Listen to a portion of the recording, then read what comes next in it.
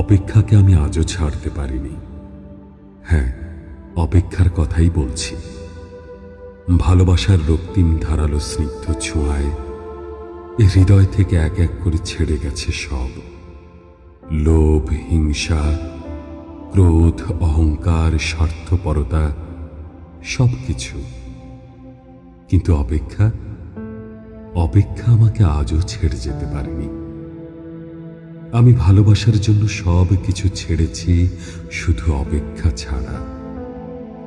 অপেক্ষাকে আমি আজও হৃদয়ের গহীনতম অংশে অবরুদ্ধ করে বেঁচে আছি।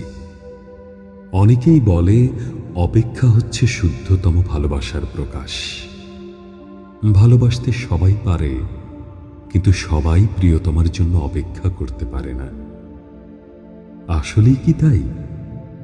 জানি না তো, হবে হয়তো। তবে অপেক্ষার কাছে আমি অনেক ঋণী। প্রিয়তমার জন্য অপেক্ষা আমাকে পাখির মতো সহজ হতে শিখিয়েছে, শিশুর মতো অনাবিল হতে শিখিয়েছে, আকাশের মতো বিশাল হতে শিখিয়েছে, ফুলের মতো স্নিগ্ধ সুন্দর হতে শিখিয়েছে। অপেক্ষা আমাকে সাগরের